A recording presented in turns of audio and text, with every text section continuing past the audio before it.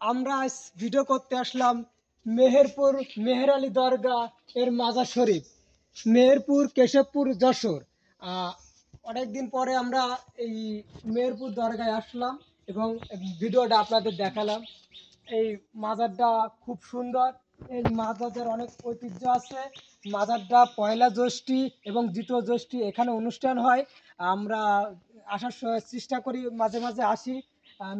মেহেরউদ্দিন এর মেহেরউদ্দিন আর সাল্লামের মাজার শরীফ।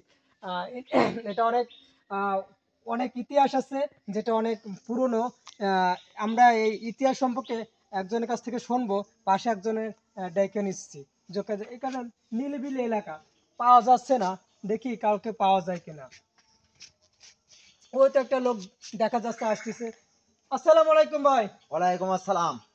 আমি এই মেহেরউদ্দিনের মাজার শরীফ নেটে দেখছি বা শুনছি কানে, ময় মুরব্বীর মুখেও শুনছি এখানে অনেক নাকি উন্নত বা অনেক আছে, করুণ ইতিহাস আছে, ঐতিহ্য ইতিহাস আছে। এই মাজার সম্পর্কে দর্শকদের উদ্দেশ্যে কিছু বলেন। এই যে মাজার, এই জায়গায় বছরে একবার অনুষ্ঠান হয় পয়লা বৈশাখ। কিন্তু সুন্দর বিভিন্ন জায়গা থেকে লোকজন আসে এই মাজারে। মূলত মাজারে বিভিন্ন মানুষের থাকে, সেই জন্যে আসে। আর আমাদের এই মাজারে দেখেন এই বট গাছ, বিশাল বড় বড় বট গাছ, এইদিক দেখান। এই বট গাছের শাখা আরো আছে। এদিকে আসেন আরো দেখতে পাবেন। এদিকে আসেন একটু, এদিকে আসেন এই মাজারে। হ্যাঁ, আমরা শুনছি এখানে নাকি এই বট গাছটার জন্য অনেক ফেমাস। গাছের এই একটা অংশই, এ দেখেন এই চলে যাচ্ছে এই শিকড়, এই শিকড়ের স্থান। ওই জায়গায় একটা গাছ হচ্ছে, এই একটা শিকড়ের গাছ, এই একটা হচ্ছে এইভাবে এদিকে আসেন এই বড় মূল গাছ আমি ওই ডাইন সাইডে রেখে আছি। এখানে তো অসংখ্য বট গাছ, মানে বট গাছ একের পর এক। এদান এই একটা শিকড়, এই একের পর এক এরা মতি আছে। এই দেখতে পাচ্ছেন সবাই, কত সুন্দর পরিবেশ। বিভিন্ন সাইড দিয়ে হ্যালো দর্শক, এই বট গাছটা মূলত মনে হচ্ছে একটা ঘোড়ার মতো মনে হচ্ছে। এই একটা পা, এই একটা পা, ওইটা লেজ, এবং এই একটা পা, আর এই একটা পা। এটা পুরোকৃত মনে হচ্ছে একটা ঘোড়া ঠিক এইভাবে দাঁড়ানো, এরকম ভাবে দাঁড়ানো, সেরকম ভাবেই বোঝা যাচ্ছে এই বট গাছটা। আমরা শুনছি যে এখানে ওই বট গাছটার জন্য আর এই মাজারটার জন্য অনেক উন্নত এবং পরিচিত। তাই আমরা অনেকদিন পরে আপনাদের এই মাজারটা এবং এই বট গাছটা কিছু কিছু পরিবেশ মানে আশপাশ ঘুরে আপনাদের দেখালাম। এবং আপনারা এই ভিডিওটা একটু আমাদের লাইক এবং কমেন্ট ও শেয়ার করে দেবেন। আপনার শেয়ারের কারণে অনেকে যারা এই মাজারটা দেখিনি বা এই বট গাছ দেখিনি, তারা দেখার সুযোগ পাবে। মনে করে একটু শেয়ার করবেন।